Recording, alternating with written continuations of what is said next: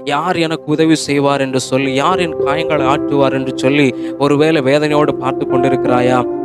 உன்னுடைய இருதயத்தின் காயங்களை ஆற்ற புறக்கணியாத ஒரு தேவன் இருக்கிறார். அல்லேலூயா! அவர் நிச்சயமா உன்னுடைய இருதயத்தின் காயங்களை ஆற்றி உனக்கு சகாயம் பண்ண அவர் வல்லவராய் இருக்கிறார்.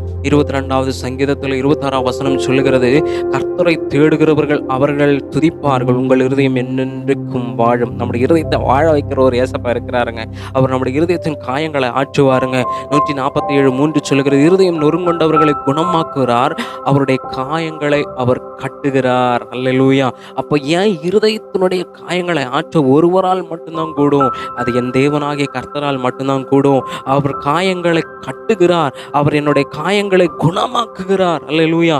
மனுஷங்க நம்மகிட்ட பேசும்போது நம்முடைய வாழ்க்கையில குறை இருந்துச்சுன்னா மறுபடியும் அதை பேசி பேசி பேசி நம்முடைய காயத்தை கூட்டுவார்களே அல்லாமல் அவர்களால் ஒரு நாள் அந்த காயத்திற்கான மருந்த சொல்யூஷனை உங்களால் கொடுக்கவே முடியாதுங்க.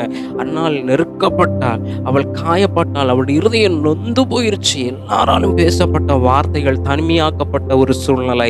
யார் எனக்கு ஆறுதல் செய்வார் என்று சொல்லி தேவனுடைய ஆலயத்திற்கு ஓடி சென்றால் அன்னால் அங்கே ஆண்டோட சமூகத்தில் தன்னுடைய உதடுகளினால் பேச முடியாமல் தன் இருதயத்திலே பேசினால் அவளுடைய வேதனை அவருடைய இருதயத்தில் இருந்துச்சு.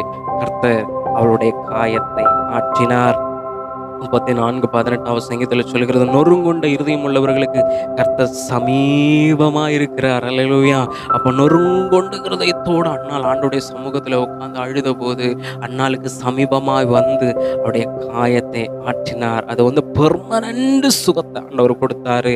அவருடைய இருதயம் மகிழ்ந்துச்சு, அவருடைய இருதயம் வாழ்ந்துச்சு. காரணம் என்ன தெரியுமா? ஆண்டோடைய சமூகத்தில்